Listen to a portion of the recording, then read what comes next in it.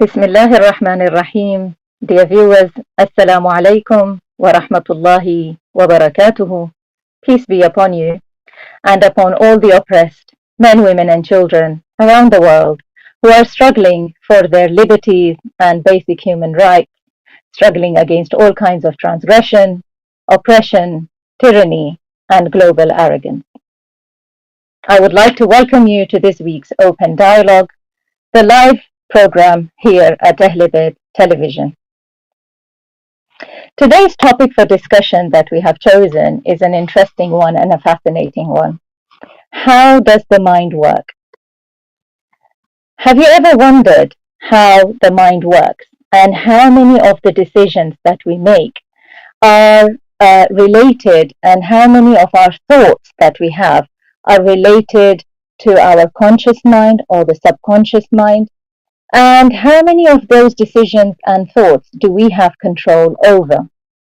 What does Islam say about our mind and about the intellect? How can we change negative thoughts into positive ones and make a positive impact on our life? What are the most important years that we can nurture our minds during that? So to discuss these questions and many more, we are joined by our respectable guest that we have with us, a special lady. She is a qualified, holistic, transformational life coach and a business consultant. She's an international best-selling author. She is a very sought-after public speaker and a practitioner of neuro-linguistic programming, cognitive behavior therapy. Currently, our guest is studying Masters in Islamic Studies and Islamic Philosophy. We are joined by none other than Sister Uzma Naqvi. I would like to welcome you to today's program. Assalamu alaikum wa rahmatullahi wa barakatuhu, Sister. Alaikum assalam wa rahmatullahi wa barakatuhu. It's an honor to have you. Thank you so much for giving us from your busy schedule. And how do you do all of these things? Being also having a family, how do you find time for all of these activities and all of this work? A'udhu billahi minash shaitanir rajeem. Bismillahir rahmanir rahim. Jazakallah khair, first and foremost, Sister Zainab. I know it's been a long time coming. We've been trying to plan to get together for quite some time, so my apologies for taking so long, but it's an absolute honor, and thank you so much for having me on your show.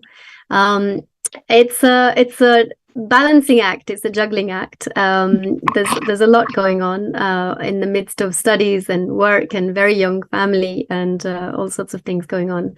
But alhamdulillah, I think the beeping on my phone helps. If that didn't happen, I wouldn't know what I'm doing in the day.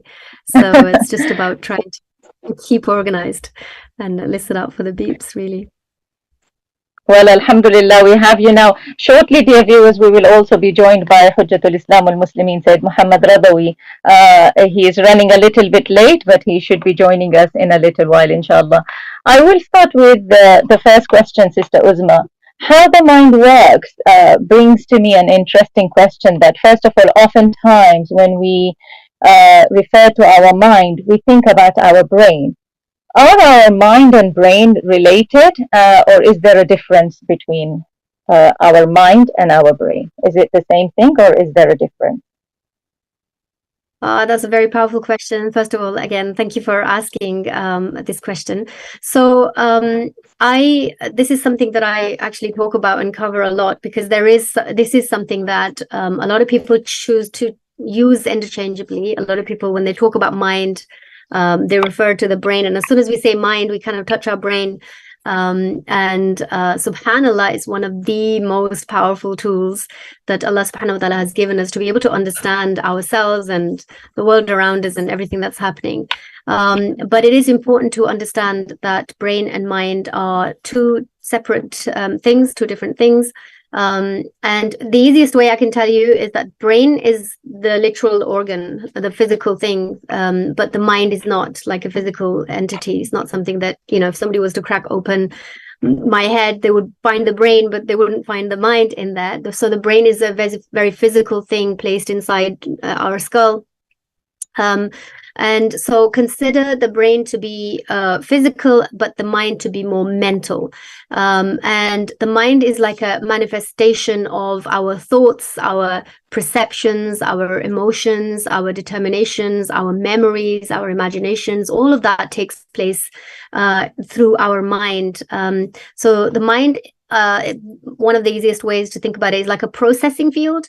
So right now, as you are listening to me and seeing, as we're watching each other, the mind is converting that into some kind of a meaning. So it will help us to interpret what's going on. And another interesting fact before we move on to anything else is that there are 400 billion actions happening per second, where we're using our mind to dissect and translate the auditory and the visual messages that we are getting, subhanallah. So it's a very, very powerful faculty that Allah subhanahu wa ta'ala has given us. And this is happening all of the times. And this is why when we hear something, often it triggers us to a memory, something else that might have happened even a very long time ago, but we will have a very vivid memory. That is something that's stored, and it's kind of brought up through this system called the RAS system, which is the reticular activating system. And it's like a filtering system of the subconscious mind, which I'm sure we can talk about in a bit as well. But basically the RAS system basically filters any relevant information. So as I say words, anything that resonates with you, any information that you hold from the past about that particular topic, your mind will bring it up. So if I was to mention, let's say, your high school or your grandmother, quite instantly you will be able to remember the building, or you will be able to remember what your grandma looks like, and her memories will start to appear. This is the RAS system filtering through the information that you're holding, and it's all done through the mind. And that's the easiest way I can explain. That's so fascinating. So is there a relationship then between the mind and consciousness? That's also a very powerful question. And I love this question because this is primarily my work is around expanding consciousness. And so consciousness is a very lovely and tasty subject to me, something that I really like to discuss in a lot of detail. Most of us think that consciousness and unconsciousness are two very straightforward and binary concepts, just like the mind and the brain. You're either conscious or you're not conscious. You're either awake or you're asleep.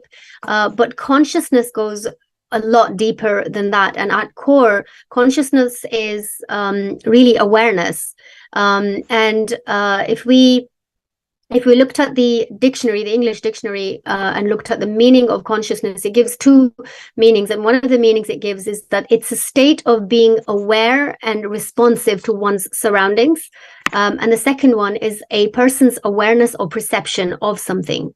But my take on perception, and as believers, as Muslims, we have to take consciousness to way, way deeper than that. And to me, I think that consciousness directly connects with taqwa, and becoming very God conscious and God centric. So all your life, everything you do is basically reconnected back to Allah subhanahu wa ta'ala. So it's really important to look within oneself to understand our consciousness. And if you allow me a couple of minutes, I would like to break it down a little bit, because I think it's important to understand that when we're talking about consciousness, it's really hard to understand how conscious are we. Because we all seem to be aware. Like I'm aware that I'm awake right now. I'm sat on this chair, and I have you and the respected Sayyid in front of us right now, and I can make sense of things. That's me conscious. But really, at a deeper level, we have to understand where we operate at a default level as a default person in our levels of consciousness. So at the very lowest level of consciousness, this is where a person is very kind of disconnected to themselves, very unaware of their state internally, very unaware of what's going on. Mostly these people who are stuck at the level 1 is they're kind of see themselves as the victims of everything, and I don't mean the like a real victim of something shouldn't feel like that. That's the reality. But I mean people who live a certain life that isn't to their taste, that isn't to the way they want to live.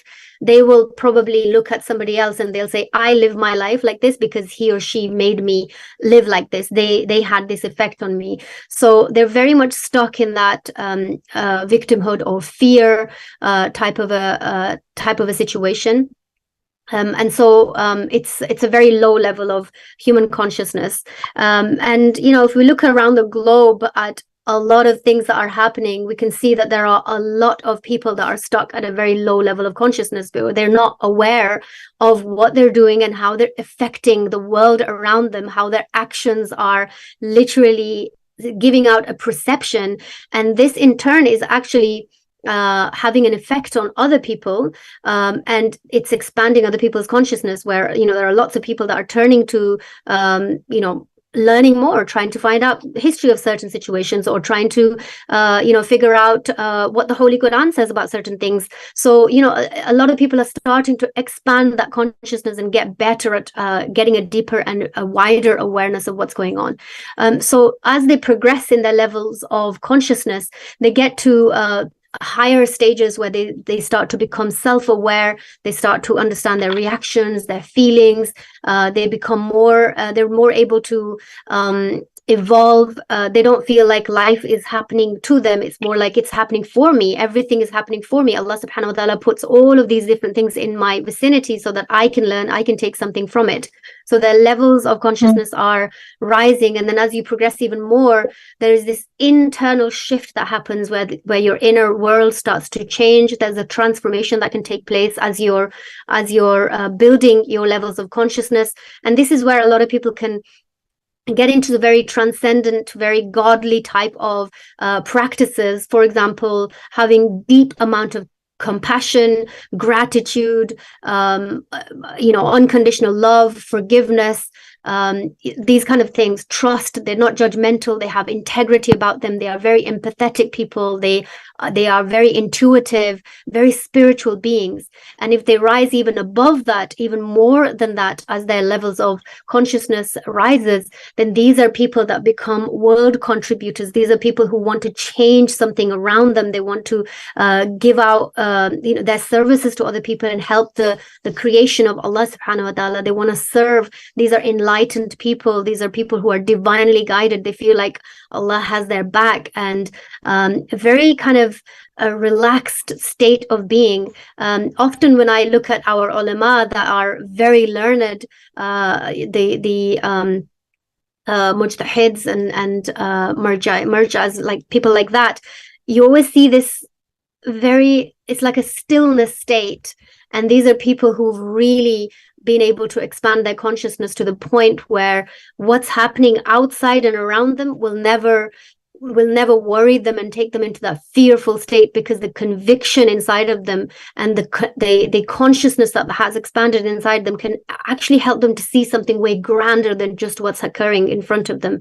So it's a very vast topic, and it's a lifelong journey to expand your consciousness.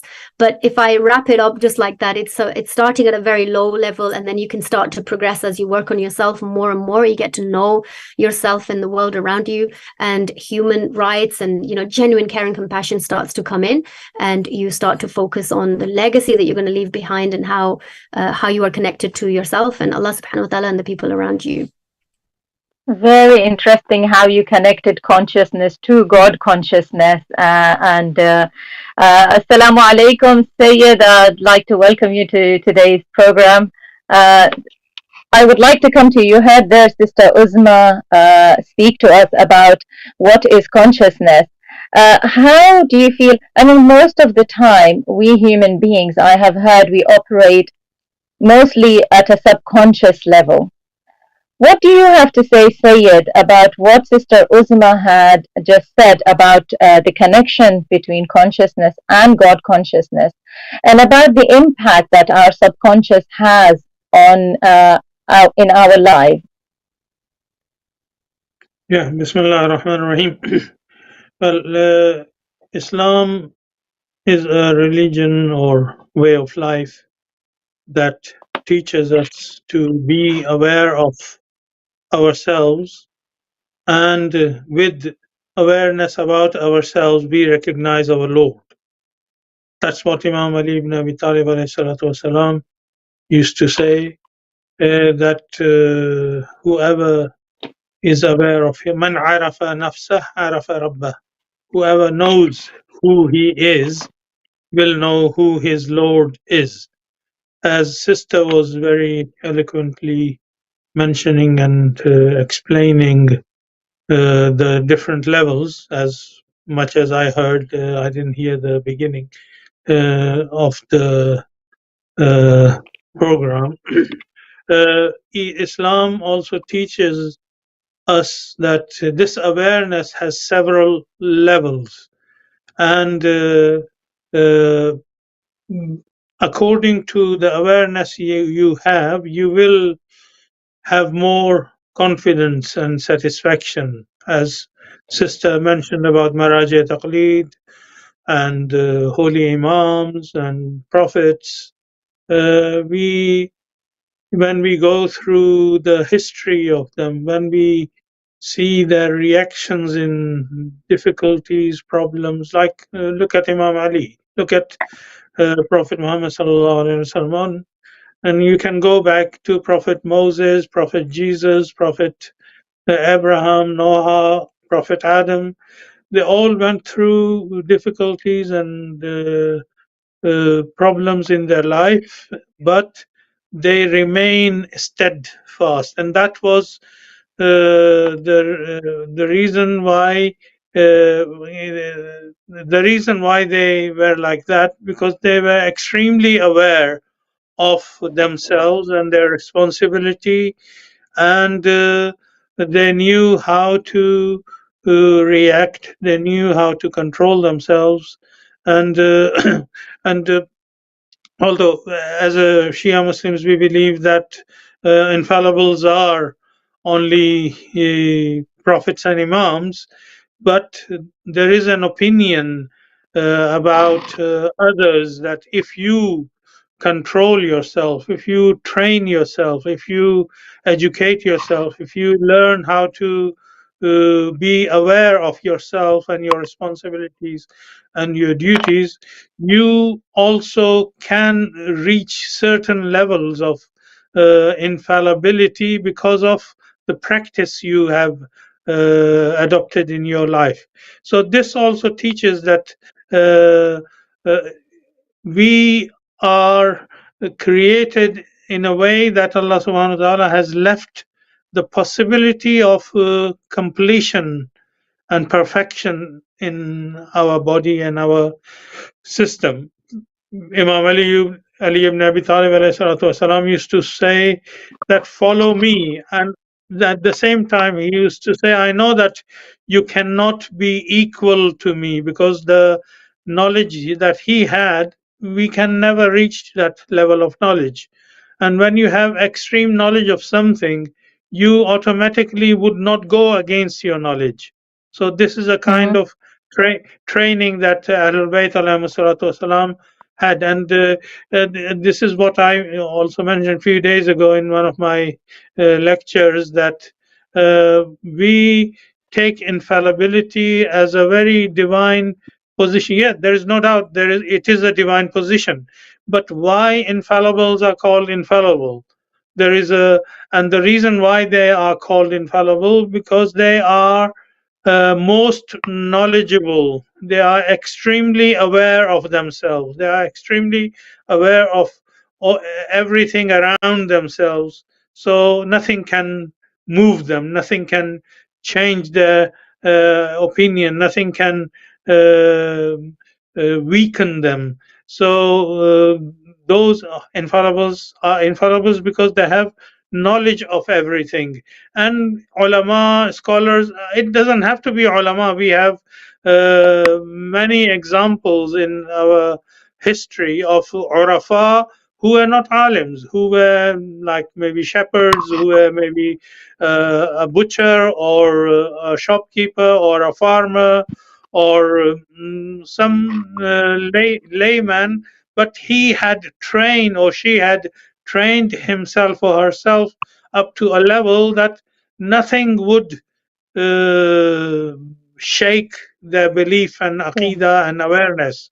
So it is possible that we can reach to up to certain level, but we have to be careful. Since we are not extremely knowledgeable, there is a possibility that if I become knowledgeable, I may become arrogant, I may become aggressor, I may become abuser of the knowledge that I have, but infallibles would not do that. So the whole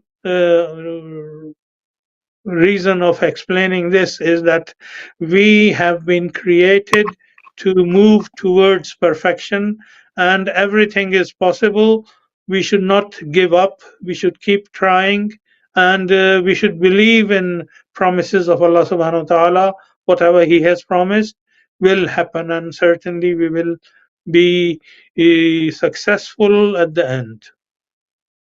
So from this, then another question is born, Sister Uzma, is that we are all as individuals unique and have our own mind and our own perception and our own way of thinking. But societal pressures impact us, also impact our personalities.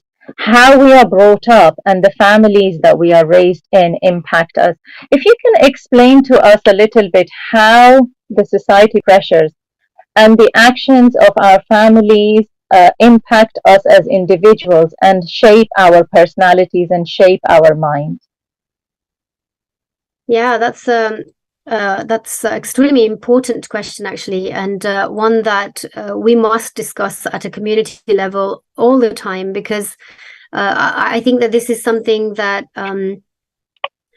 is very powerful to understand, especially with people who have young children around them, because it's a very big part of parenting to really understand what's going on and how what happens around us from a very, very young age has an absolute impact on who we become, how we operate in our lives, what we do.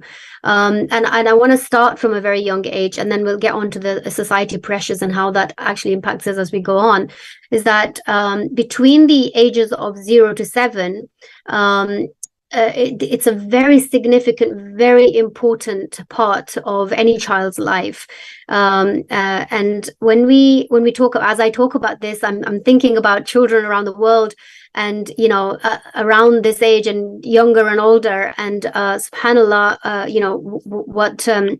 what happens to children in that very, very young age has such a big impact. And also Rasul Khuda sallallahu alaihi wasallam talked about parenting in that respect, that 0 to 7, and at that time there was no scientific studies done on the mind and the brain and how it functions and how it plays a part in your life. But we were told 1400 years ago that this age is very significant. Treat your children like kings and queens, because that's a very, very important age range. And the reason it is because science has discovered and is still discovering the brainwave activity that happens between that age. When we go to the hospital, sometimes we, on the ECG scans, we see those lines that they monitor the activity in our brain. And there are different types of activities that go on. And there are 5 specific different types of those lines that shows. There's a gamma level, beta level, alpha level, theta level, and delta level. I'm not going to bore you with all the scientific information, but just to pick out 2 of those right in the middle, the alpha and the theta levels of brainwave activity that happens, is basically where you are in this receptive state. You experience this optimal state of learning and growth and becoming aware of what's going on and really soaking it up. And this is also why they call children sponges at a very, very young age, because they take in a lot of information and they are very receptive to everything that's going around them. There aren't really that many filters in their mind at the time, so everything that they are watching, everything that they are observing, everything that they are experiencing, everything that is happening around them is going directly into their subconscious mind, is being stored in there, and it becomes a part of them in their life. And so if any emotional impact happens at that very young age, it becomes very ingrained into that person. The very trivial example, there are many examples that I could give, but a very trivial example is adults who are very scared of spiders, for example. They have this fear of spiders or water. Some people have these fears. And those people who have that kind of fear will have had some kind of an experience at a very young age. Either they saw someone totally freak out when they saw a spider, or something happened at a very young age and it became a thing. It became a part of them because they took that in, and it turns a lot of things into beliefs. So if at a very young age, between the ages of 0 to 7, and obviously over that age as well, but primarily those a few formative years of your life, if you're not careful about what's going on into the child, then it can obviously it has a massive impact throughout your life. Now, those children who have grown up in a hostile environment, or in a non-positive environment where there were things going on that shouldn't have been going on, they viewed and observed and were experiencing things that they shouldn't have been experiencing, that has an impact on who they become, how they handle their life, how they have relationships, how they are in their careers, how they do anything in their life is deeply impacted by those very, very initial times. So that, when you ask about the societal pressures, it really adds to all of that. Like, our perception, our view of the world is very much connected to how we were brought up and what happened to us at a younger age. And some children, unfortunately, who don't know how to channel this, who don't know how to express this, they don't know what's going on. There's a turmoil on the inside, and outside they seem like a perfectly seemingly functioning person.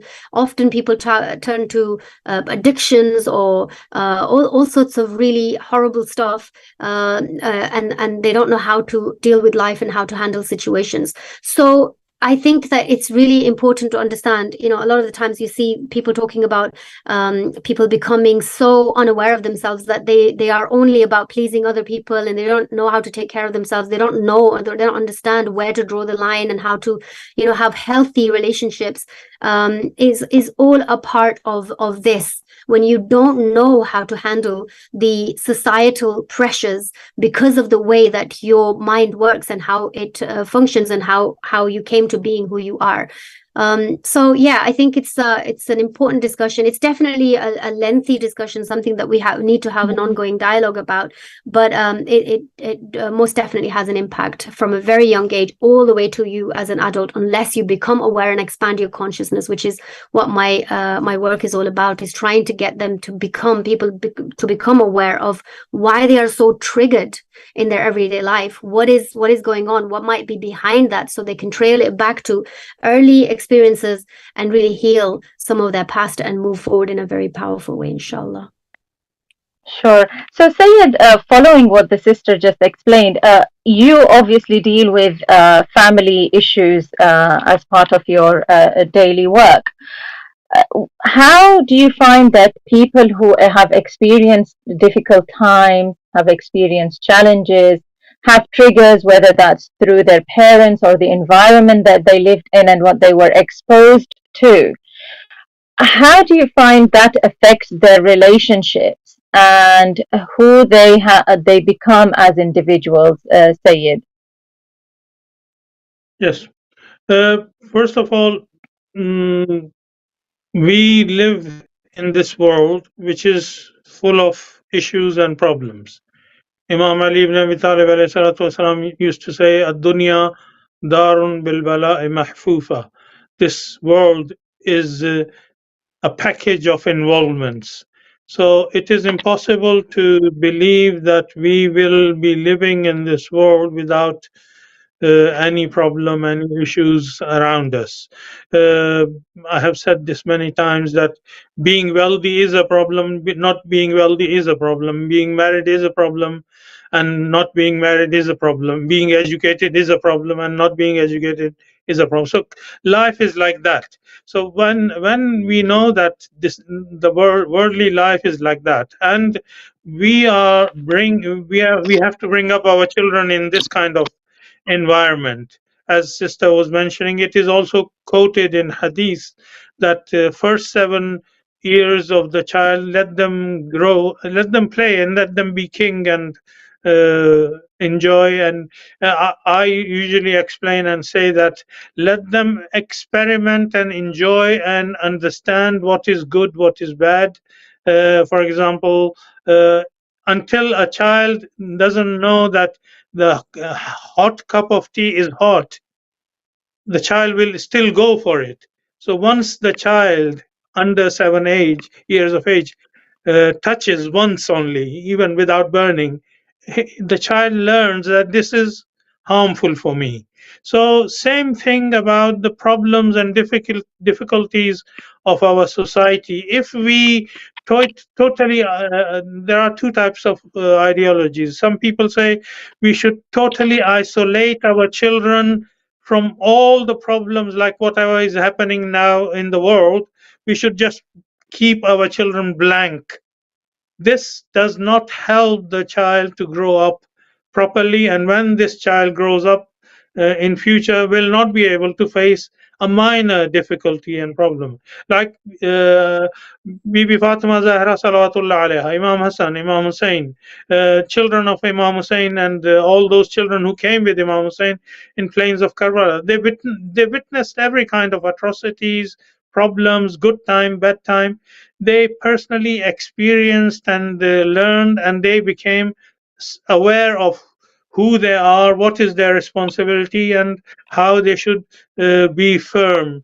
And in opposite to that, nowadays I have seen many families, especially rich and those who are very strict about their children. They don't even let them mix with anyone in the society. They don't even let them even touch anything, fearing that they might become ill and this and that. Those who are brought up like that, they cannot be strong community members, and they cannot be strong leaders of the community. So we have to have the balance. There is a hadith which says that all the children are born with the nature of submission to the will of God. It's the parents who make them Christian, Jews, or something else. So what the hadith insists is human nature is ready to accept training, provided the trainers are good and they are creating a good environment for the children. Then those children can be a positive contribution for the society, and maybe positive and good leaders in the future. Well, often we are told that adversaries and calamities and difficulties, challenges in our lives are a blessing in disguise. Do you agree with this, Sister Uzma? Following on from what the Sayyid was saying, is that it builds our character, makes us stronger, and being able to live in a balanced way in society. But how do these challenges actually make us stronger individuals? And the other fold question, following from what the Sayyid said, is that not to cushion our children so much that we completely keep them away from the realities of the world, but what's the appropriate and balanced way to introduce them to the realities of the world?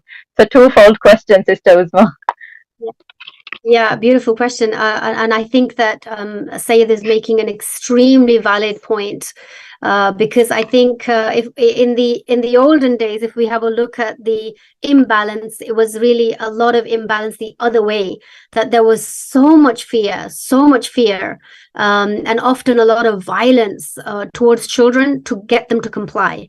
And then we went through this really quick and swift transition into completely tipping the other side, where we are protecting them to the extent that Sayyid was explaining, that there's a boundary in everything, and children can't explore and can't be themselves, can't they lose their essence, the thing that Allah subhanahu wa ta'ala sent them on this earth with, which is their special, unique thing that they need to survive and live in. This, the fitra of a child, as Sayyid is mentioning, is a beautiful part of something that you can make anything out of.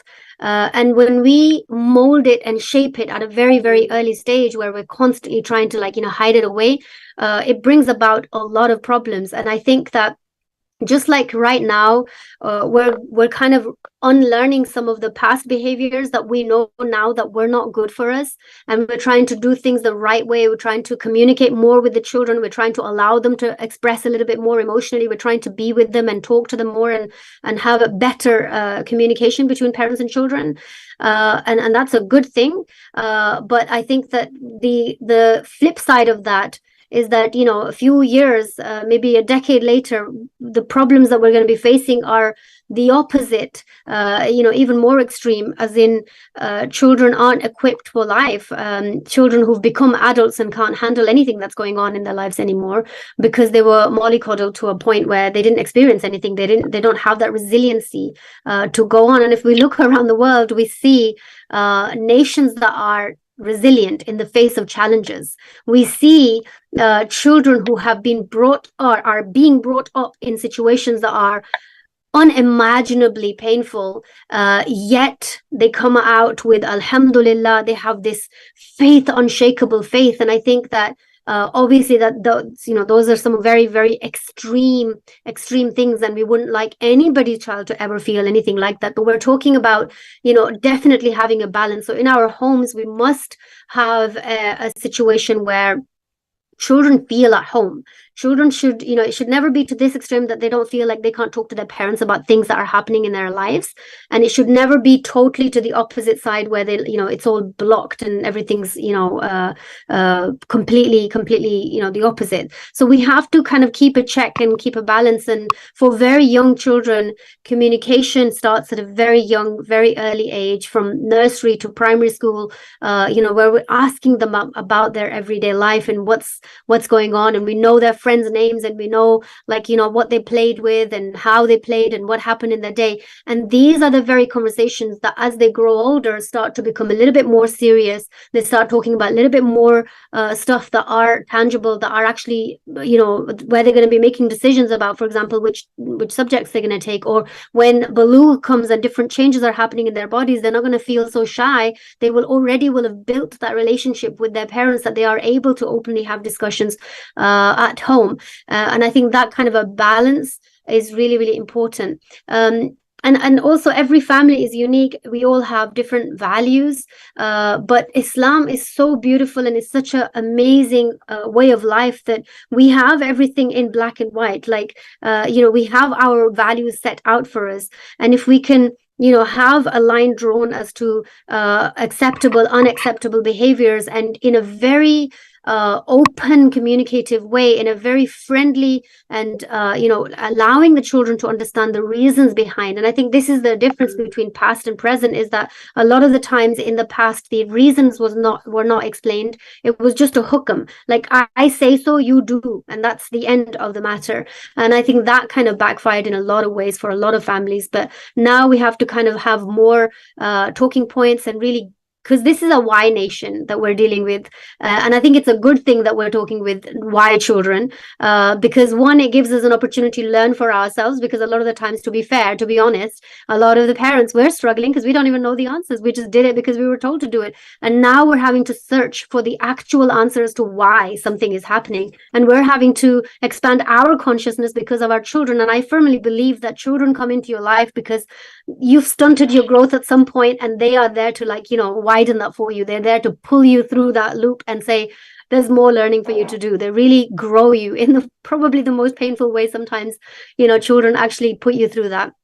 So as you're bringing up a family, a lot of things can occur and a lot of calamities can happen, a lot of tragedies can take place. And I think it's definitely a training ground. And how you deal with that, not even how you communicate that, but how you deal with that in your physical way of going through that difficult time, is basically the training that children are getting just by observing, just by being able to see how you're dealing with things and what's actually going on, that children are able to have that resiliency inside of themselves as well, because you're being able to deal with whatever difficulty is happening through you. And I think also, last point, and I've gone on too long, is that it is such a powerful thing if we can get and gear our minds up to understand and expand our consciousness enough to have this as a conviction in our hearts, that whenever any difficulty arises in our life, there is an inherent gift within that, not only a lesson but a gift within that can really evolve us and take us to the next level of enlightenment, take us to the next level of trying to get into the Rahim circle of Allah subhanahu wa ta'ala, where we are perfecting our character and becoming stronger and stronger, and one of the mukhlisin of Allah subhanahu wa ta'ala, by shaping our lives, by not reacting but responding to situations as they happen in the most powerful, in the most holistic, in the most Islamic way that is possible for us. And what more beautiful narratives than to have the kind of examples that we have to follow than Ahlebait alayhim salam. I think we are very lucky to have those kind of role models in our lives, to see that if Lady Zainab Salamullah alayha could see the tragedy like Karbala and what she had to go through to even reach Damascus, and for her to utter the words, "I see nothing but beauty," it tells us absolutely everything about another realm that she was being able to see. A whole new reality that she could witness, that others were seeing in a completely different light. So this is the difference between an enlightened person who takes a tragedy and transforms it into a complete win and a situation that is so beautiful for them, as opposed to somebody who sees this as just a failure. And we're seeing this around the world right now as we speak. People who think they're powerful and they've got certain power over other nations are, we're being able to see that, winners are those who have conviction in their heart, have faith and taqwa in their heart, and they are connected with Allah subhanahu wa ta'ala. Those are the ultimate winners, because at the end of the day, we're not here forever. And this is a testing ground that we're going through, inshallah. Beautifully explained. Thank you, sister. Sayyid, we are, dear viewers, in the last 10 minutes of the program now. Sayyid, following from what Sister Uzma was saying, how important is the use of positive language on the minds and behaviors of children and of adults in a relationship? And how can people who experience hard times and challenges stay positive in order to have a fulfilling life? Yes, the life is constant struggle, and if the life was without any struggle, without any effort, without any difficulties, none of the prophets and imams would have gone through any difficulties.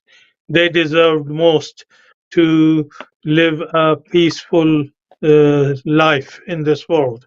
So we need to learn lessons from the lives of prophets and imams, how they faced the difficulties and how they kept the balance, and how they attracted people while going through the difficulties.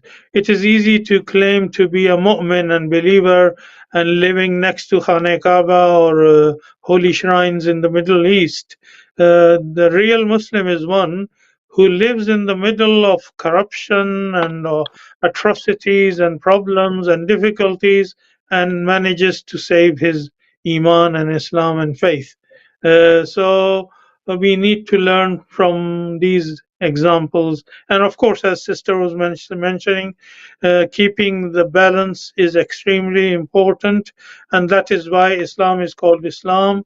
because Islam teaches us the middle path. Islam does not teach us to go to right. There are verses in Holy Quran, don't look at east or west, look at Allah subhanahu wa ta'ala and the awareness Allah subhanahu wa ta'ala has given to you by nature. Be attracted to that guideline, and any kind of extremism, even in worshipping Allah subhanahu wa ta'ala, is not acceptable in Islamic teaching. So keeping the balance is extremely important in all circumstances. Thank you. Sister Uzma, people who are stuck in a cycle of negativity, whether that's due to the childhood traumas they've experienced, or whether that's due to difficult circumstances, instead of victimizing themselves, how can they get out of these negative thoughts and negative trends that they have now fit themselves in and move positively in their life and make a positive impact on their lives? By the time that you get to a stage where you even have become cognizant, or you notice the fact that you're talking to yourself in a critical, negative manner, you will have probably accumulated a lot of habits, a lot of things that have happened along the way, and this has been going on for a long time. Often when I speak to a lot of women that are stuck in this cycle of negatively talking back to themselves, there's a couple of things that I'd like to say. The first thing is that the industry that I belong to, which is the self-help industry, a lot of coaches that talk about negative self-talk, and often there is advice that you should switch from negative to positive immediately, and you should just that's how to deal with it. And I think in a very momentary basis, you can definitely use that as a tool, because if you're in a situation where you're shopping and your child is riling you up, you should definitely switch from negative to positive so that you can handle that situation better. But in an ongoing negative mental state where you cannot take yourself out of criticizing yourself or the world around you, and you're constantly stuck in that cycle of victimhood or low level of consciousness. And that's not a bad thing, by the way. The identification that you are low on your level of consciousness in regards to self-awareness, it's a really, really positive thing to become aware of that, because now you can do something about it. A person who is stuck in that low level of consciousness, and they're that low in that level of consciousness that they're not even aware that they're in the low level of consciousness, is a very bad state to be in, because what can they do about it? I often hear about people like this who have partners or who have sons and daughters who want their parents to just be able to acknowledge that there's a problem, and they're not willing, because they won't even allow any form of criticism towards them. It's always somebody else's fault. So we want to get away from that kind of a situation. So if it is a situation with anybody who's listening, who is constantly thinking of themselves or circumstances around them in a negative way, and they're triggered on a regular basis, my advice to you is to not ignore your inner critic.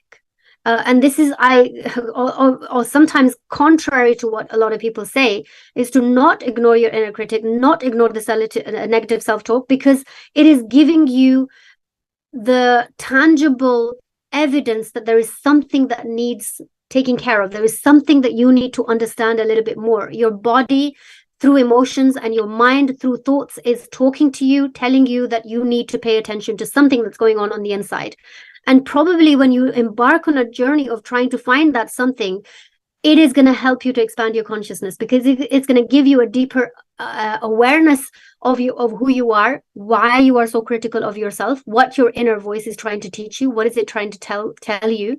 So it's really important, I think, that we pay attention to that. We sit and try to understand. And if you don't know, then you should try to seek help. There is nothing wrong with that. I think that's something that's been taboo in our communities for a very, very long time, and I think it's definitely something that we need to break free from. Having conversations, there are traditions where it is said that even talk to the wall if you need advice sometimes, because you shouldn't be sat silently submersed into negativity, because that is the playground for shaitan. He absolutely loves and adores people who are stuck in that low level of consciousness, constantly reeling up nothing but negativity.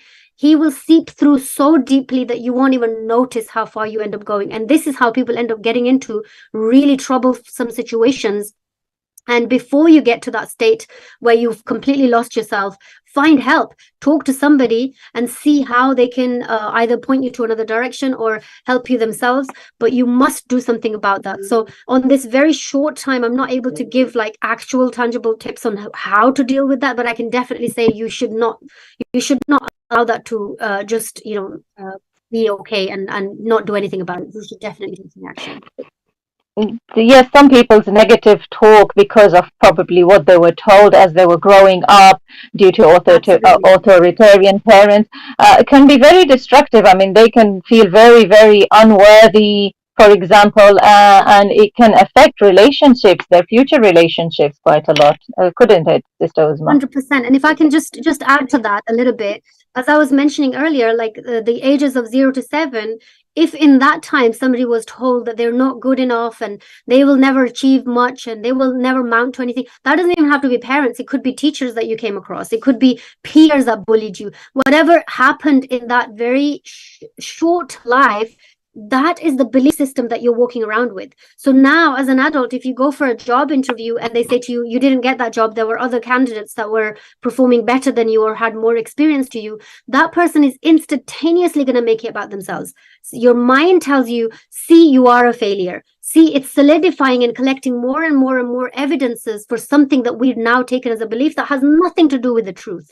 If somebody is told at age 3 or 4 or 5 that they're no good and they'll never amount to anything, that compared to a 25-year-old making that decision for themselves now is a gigantic problem that they should absolutely seek some support for. Wow. Amazing. Unfortunately, we are running out of time, and I would like both of you to give us your concluding remarks. Sayyid, first of all, following on from what the sister just explained, what is your conclusion to the topic and the advice to the viewers? I would like to give an example that I personally asked one of the great scholars in Iran. He was a famous speaker. And I asked him, how did you become a famous speaker? He said the way he was open and very openly criticized the class and the environment he was being brought up. He said, I used to give speeches there and everybody was negative, and I had started to believe that I will never become a good speaker. Then he was given an opportunity in a gathering where another great speaker was present, and he didn't know. So he gave the lecture, and then that great speaker came forward and he said this was the turning point for his life. This great speaker came to him. First, he praised all his good points in the speech. Then at the end, but if you do this and this, you will improve and become a greater and better speaker. So this kind of approach is needed in our society. We should not be constantly criticizing negative. We should look for good points in the life, in our life, in others' life, especially those who are around us, and try to nurture that, and then very politely try to correct the person of their misbehavior or wrongdoings or mistakes. Sure. Thank you so much for this message, Said. Sister Uzma, we've got about 2 minutes left. Again, your concluding remark, following from what the Sayyid said about the use of positive language and positive way of perceiving things and explaining it to others. And also, how can people get, how can they reach you if they are looking for a life coach in their life? Sure. That's a beautiful story. Thank you so much for sharing. And it gives hope, right? Because that's exactly what people are looking for. At the end of the day, from children to adults to elderly, everybody's looking for connection. And again, in our self-help industry, there's a big movement that talks about women not needing anybody else, men not needing anybody else. You could do everything all from yourself, and it's you. And anybody who segregates you to yourself is not helping you in any way, shape, or form. Allah subhanahu wa ta'ala wants us to meet with each other. That's why this concept of Jum'ah is so beautiful, because once a week you're supposed to go out and meet with your community and say, hey, how are you doing? Can I help you with anything? And vice versa. We're supposed to connect with each other, and that's what each person is looking for. So I think that was a beautiful story, and a really nice note to end on as well. In my opinion, I don't think that life coaching generally, or not even just life coaching, but healthy, positive conversations, everyone needs them. And if you are riddled with negativity or difficult set of circumstances, Khudara, please don't suffer in silence.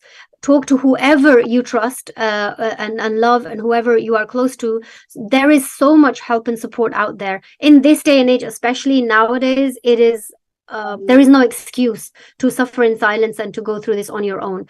So definitely reach out. And our job collectively as a nation, as a Muslim ummah, is to expand our consciousness all day, every single day, in everything we do. If I move my hand, it better be qurbatan illallah. And if I put it back down, it better be qurbatan illallah. And that can only happen when we are aware of ourselves, aware of our movements, aware of what's coming out of our mouth, aware of what we're seeing, aware of where we're headed, aware of where we're coming back from.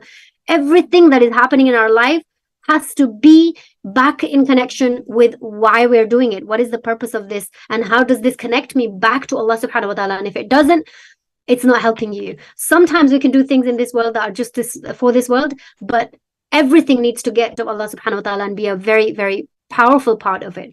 How you can reach me very quickly, my website is just my name, uzmanaqvi.com. I'm on all social medias. I yap on a lot on TikTok and other social media platforms. So if you want to get in touch with me, all my messagings are open. So you're welcome to message me. I'd love to have a conversation with you. Jazakallah khair. There you have it. Thank you so much to both the honorable guests. Thank you, dear viewers, for staying with us to the end. I hope you enjoyed the conversation today just as much as I did. Inshallah, we will see